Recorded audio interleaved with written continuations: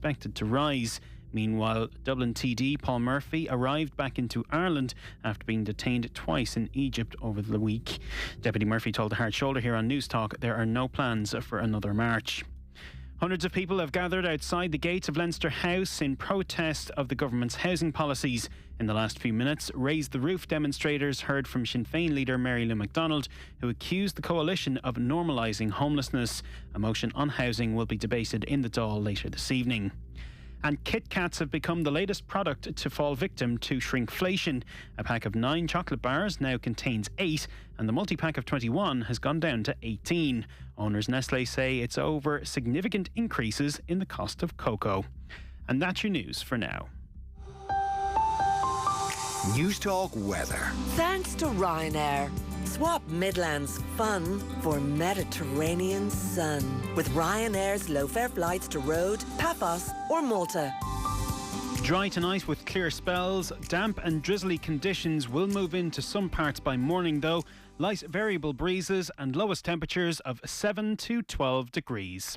And now you're up to date on News Talk. The Newsround on Off the Ball. With UPMC Orthopaedic Care. When things don't move, rotate or bend like they used to, choose us to help you get back in action.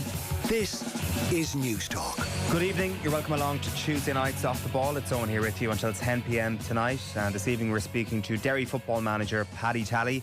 His side were knocked out of the All-Ireland Championship on Saturday, so we're going to reflect on his 2025 season. Of course, a 2-point loss to Dublin ended their hopes of getting into the knockout stages of this year's All-Ireland. So 7:30, Paddy Talley will be on the line. We're also going to be joined by Rebecca Clancy after 8 o'clock to discuss the fascinating dynamic happening at McLaren right now between Lando Norris and Oscar Piastri.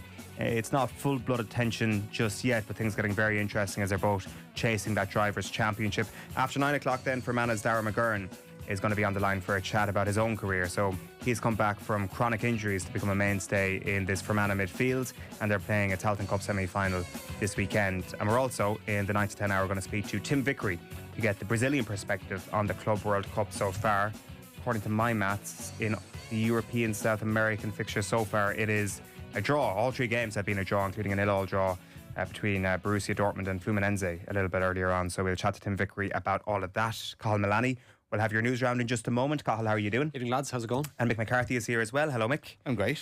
Our number is... you didn't ask me how I was there, actually. I just automatically assumed that you were going to give me the same courtesy as you guys to call. You are great. I can tell all day long you've been in great form, so I won't ask a question I don't need to get information about, but I haven't spent as much time with Cathal, so good to know you're both keeping well. 0879 180 180, it's our number, and I give that number out tonight because if you've been trying to get NFL tickets today, let us know how you got on. We need to give an award out to our other colleague, Will O'Callaghan, as world's most patient man, because word has filtered through that Will O'Callaghan, having joined the queue to get tickets at 11 a.m. this morning, managed to succeed at 6:05 this evening. He joined the queue at 11 a.m. and got a notification from Ticketmaster that said, you are number 480,000 in the queue. And he managed to get tickets from that position. This is extraordinary. Yeah. So congratulations to Will. He paid a pretty penny to get them. I suspect maybe 479,000 people got to the front of the queue and said, no, thank you. 235 quid each for a Canal upper ticket. And then you buy a pair of them, throw in the charges, 500 quid for a pair of tickets. Yeah, and like, I mean, you know, we all say like we couldn't get Oasis tickets, but I mean, I do believe we were all probably offered them eventually. It's just that we weren't willing to pay what they were being offered for. And I think this is in a similar enough boat here. Like, I mean, the NFL, I'm sure, would argue, Ticketmaster would argue that dynamic pricing exists for supply and demand reasons and so on. I don't think it's a great way of going around a sports event, I have to say. I don't think that, I think there should be set prices for set seats. But look, I'm sure many more people, especially on the business side of things, would argue against it, and that's fine. But I don't know. I'm not paying that much for NFL tickets. I'm sorry. I think I could go to London and go to the game in Wembley or Spurs for cheaper. Yeah, I hadn't really considered that. It possibly would be, right? The overall weekend wouldn't be, I guess. Yeah. But, because you live in Dublin. Getting a weekend in London. But that's because you live in Dublin. What if you're an NFL fan who needs accommodation in Dublin, for example? Then you probably are better off. There'll be an awful lot of Pittsburghans that'll be here, and they'll soon find out what a trip to Dublin is really all about. I mean, it is the price of seeing Aaron Rodgers play football, so... Yeah. Well, it's like if you're committed enough and want to see it enough, you'll pay the money, won't you? Yeah. It's like anything. It's like if your county was in an All-Ireland final, I know, like, if that was, for me, if that was the price you'd pay anything, wouldn't you, to get in? So, fair play to Will. I have to say, that's impressive commitment. Unbelievable. I must say... He's also just told me about I won't even say, about a hefty booking fee. Hefty booking fee, okay. Yeah, like, it's, so even beyond the price that you're paying for the actual tickets. Who's getting the press passes from Off the Ball? Well, I mean, Not Will anyway, clearly. As one of the three people in the Off the Ball Does Will O'Callaghan not NFL make those pod. decisions? Yeah, that's a fair point, actually. Well, he doesn't need one now, so all's good. But I mean, there's a healthy and well listened to Off the Ball NFL pod that goes out every week during the season. Is there? Well, I mean, Ger presents it, or sometimes me when Ger's not available, which is about 66% of the time, I would say. So, and I'm on it the rest of the time. So, I would say I've at least, top-ish of the queue. Name in the hat. Name in the hat. Let's call it that, yeah. Right. Would I have to do work when I got there, though? I mean, if you want to, I guess. Yeah, I suppose. It depends why- if any accreditation people are listening in here to this here conversation, then I'm not talking about not doing any work at all. Depends what your podcast needs, Mick. You would be there on behalf of your podcast. Is it one of those that requires a lot of intel from the ground? I don't know. I've never listened to it, but I'm sure it's very, very good. You've never listened to it? No, I've seen clips. Disrespect started at 7:03 and I've it's seen clips. continued 7:08. The inside is great. It must be said. Right, the Newsround is here with UPMC Sports Surgery Clinic. When things don't move, rotate or bend like they used to, choose us to help you get back in action. Carl, we are starting with some football news. Yeah, the Champions League draw has produced an all-Ireland derby in the first qualifying round. The Premier Division champions Shelbourne have been drawn to face Linfield. The Irish Premiership champions were seeded in the draw, so they'll come to Dublin for the first leg in the second week of July. The winning team will be guaranteed at least 2 more ties after the first round. St Patrick's Athletic have been drawn to face FC Hegelman of Lithuania in the first round of qualifying for the Conference League. That tie too will take place across 2 legs next month, and the St Pat's midfielder Jamie Lennon says they're hoping that confidence will be high heading into that tie in July. We treat every game the same, and when Europe comes around, it's going to be different playing against players you've never played against before. Different style, different system. So, but it's a good challenge. But like I said, we've a lot of games between now and then, and we want to try and pick up as many points as we can, so that our confidence is high going in then to the European games.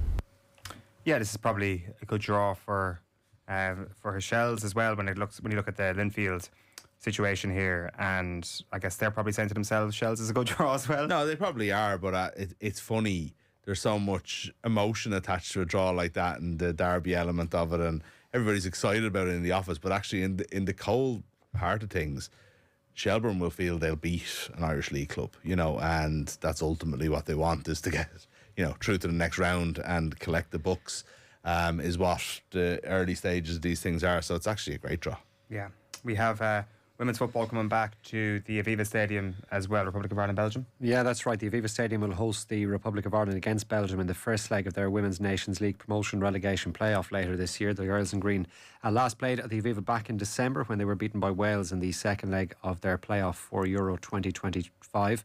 Belgium will travel to Dublin for the first leg on Friday the 24th of October before hosting Ireland the following Tuesday. Be interested to see what the level of promotion is for this game, because these stadiums don't just fill up on their own, but they like a campaign and a regular conversation around it and regular ads do work, so it's just, you don't just hope to get a great crowd at the Aviva. A lot of legwork needs to be done for it, because the crowds have actually been slipping off. Obviously the World Cup team and all was filling out Tala.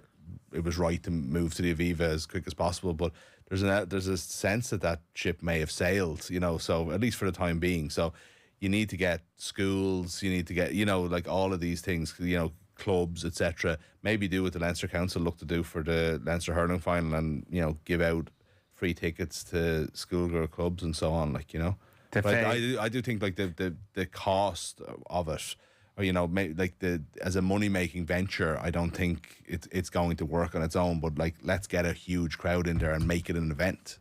The phrase Aviva fatigue has already entered our vocabulary, so I guess we need to all be on a bit of high alert when it comes to these things. You don't just fill this thing out or get a decent crowd just at the drop of a hat. Right, one of the more interesting beefs of the summer has been Jim McGuinness versus the CCCC. He lobbed in a grenade there after their win against Mayo at the weekend. And Charlotte Burns has come back today. Yeah, the GAA President Jarlath Burns has praised the work of the GAA's CCCC in light of criticism of the selection of some of the venues as neutral grounds for the All-Ireland Championship fixtures. Donegal manager Jim McGuinness said Donegal were unhappy with the decision to hold their meeting with Mayo at Dr Hyde Park in Roscommon last Sunday, given the distance some players and supporters had to travel to the venue. But speaking today at the launch of the All-Ireland Football Championship, Burns said the CCCC do a very good job. And whenever fixtures are being made, there are so many things that they have to take into consideration, particularly with regard to neutral venues.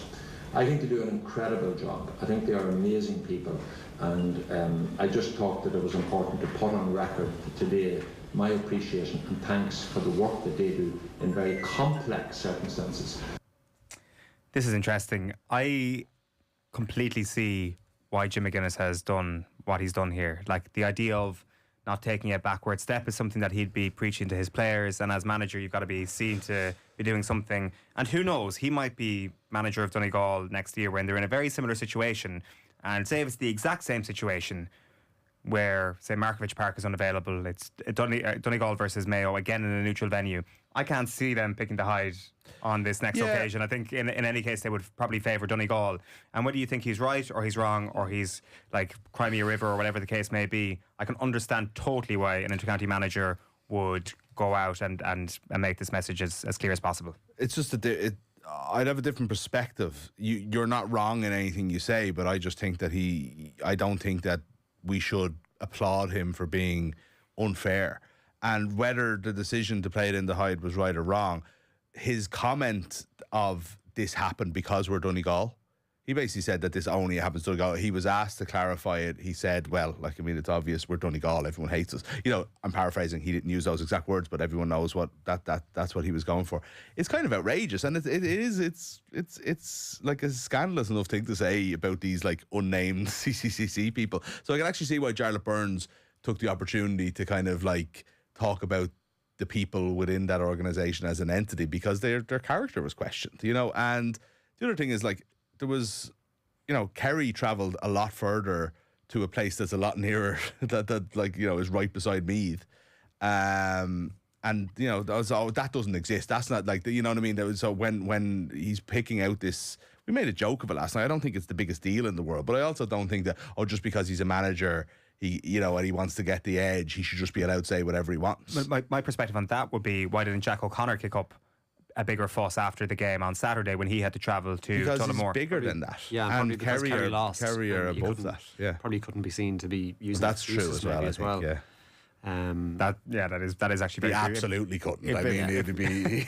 That would not have been strategic. But if you're to use the same logic that Jim McGuinness uses with the Donegal distance travelled, I think from some parts of Kerry up to Tullamore, but much further, yeah. But they are both in the corner. They're huge counties that are vast and rural and hard to get from one end of the county to the other, and they are in the corners of the country. There is just a geographical reality to that. Yeah, there is. And look, it is not as big a distance between them as you might think. So like Dingle to Tullamore, 260 kilometres, whereas Buncrana to Dr Hyde Park, King and Moffat Dr Hyde Park, 231 kilometres. So it's whatever, that's 30 kilometres of a difference there. They are similar distances. The comparison maybe actually is with, say, Castlebar to Dr Hyde Park or Navan to Tullamore. Navan to Tullamore is 83 kilometres, and then Castlebar to Dr Hyde Park is 99 kilometres. Again, not a whole pile of difference. And so they're both bordering each other in other parts of the county as well. Like, you know, it's not... The two situations are very similar. The Mayo and Meath were both in a very favourable position in terms of fans being able to travel to the game versus their opposition managers or their opposition teams and fans, and the managers reacted in different ways. But you are spot on, Cathal. I hadn't quite considered that. Jack O'Connor coming out complaining about anything but his own team would have not gone down too well. And I think in Jim McGuinness's case, if you go back to his first tenure in charge, I think a lot of people had criticised Donegal in terms of their style of play at that time, which was quite revolutionary, and obviously key figures in the game at that time had been really critical of the style of play, and that kind of galvanised the Donegal supporters and team together, I think, in terms of it's us against everybody else. Is there an element of that at play here again, that they're trying to generate that? Last year he had another thing going on, and like, it's always something, you know what I mean? And that's his style. If you like, I don't think that Jim McGuinness is actually going around thinking everybody's against us. Everybody wants to portray that, and that's his style. That's fine. I just don't think that we should be saying, all's fair in love and war. Like I think that if you're being unfair, you're being unfair. Yeah, true. I guess my point is that I can understand why he's doing it, and like they are seemingly all on the one page as a panel and as a fan base as well, rowing in behind Jim McGuinness and everything that he says. We did a media today, wasn't it, Cathal, with regards to the All-Ireland Championship. Shane Walsh was out speaking? Yeah, he's been speaking, and he's hailed the influence of Pádraig Joyce in helping boost his confidence in recent weeks. The tribesmen managed to book their place in the knockout stage last weekend after their dramatic win over Armagh. They'll now face Down in the preliminary quarter-finals this weekend. Walsh says some one-to-one conversations with his manager were key in the build-up to last Saturday's match in Cavan. Like, having one-to-one meetings with Pádraig, like people probably don't see that side of him too often, like in the media.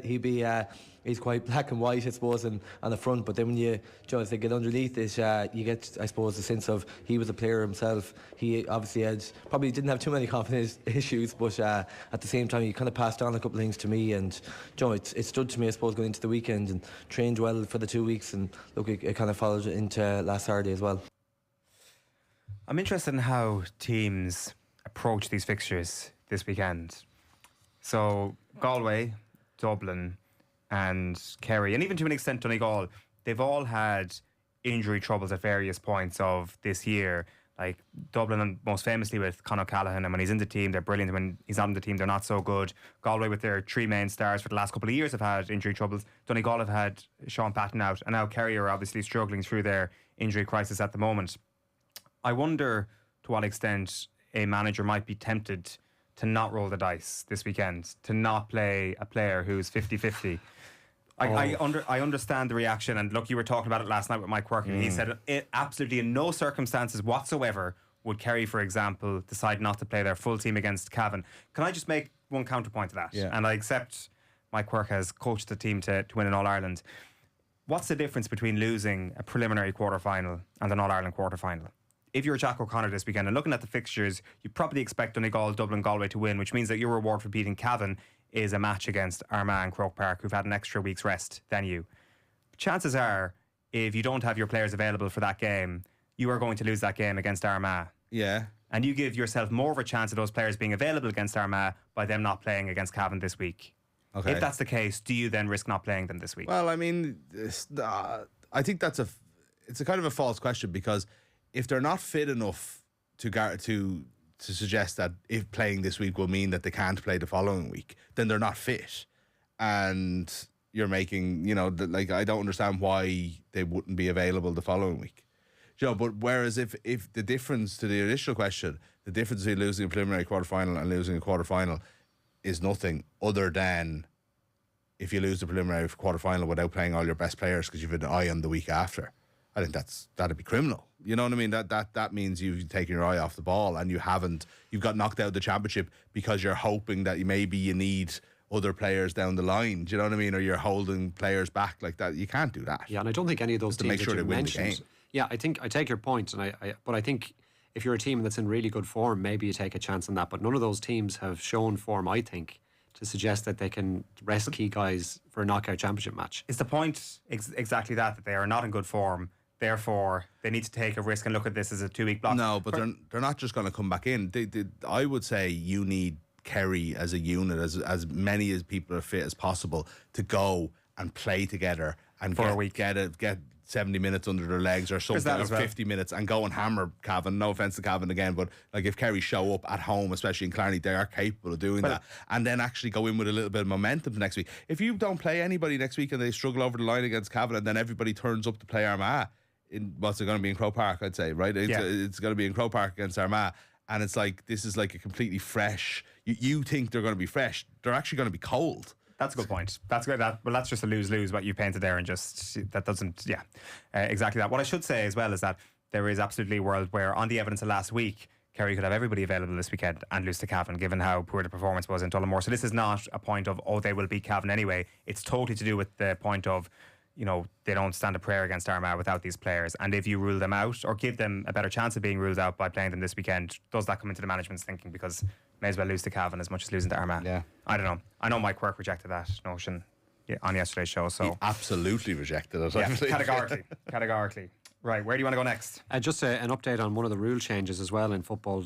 News of this emerging today from John Fogarty in the Irish Examiner earlier this afternoon, that the rule around a player being impeded having won the ball from a kick-out mark will be changed. Instead of the ball being brought forward by 50 metres, it'll instead now be a free kick from where the offence took place, and it is understood that that rule change will be in place for this weekend's matches in the Football Championship. Yeah, that makes perfect sense. Our number is 0879 180 180 if you want to get in touch on WhatsApp. Someone's been in touch to say fair play to Will getting those tickets at 6:05, considering he is hosting The Last Word all evening as well. Double tabs, I think, or double laptops potentially all day long for Will. I thought you were talking about Adele tickets, says Brian. They were obviously on sale today. And Jim is right. Neutral is neutral, says another texter. Way closer to Mayo. If he doesn't call for fairness in his county, then who will? Yeah, that's fair, right? And actually calling for fairness and giving out about the selection is actually fine. I still think it was this happened because we're Donegal attitude. That's the problem. You know, if a referee makes a decision and you come out and criticise the referee afterwards, you're probably within your rights, you know, to say we got knocked out or we did this happened because this referee. You come out and say the referee made that decision because we're Donegal. That's problematic. And I think that's all I'm trying to say here. I'm not actually saying Jim McGuinness should just be quiet and accept wherever they put him. Okay, we have a Lions squad update. Yeah, the England scrum half Jack Van Portfleet has joined up with the Lions squad in Dublin ahead of Friday's game against Argentina at the Aviva Stadium.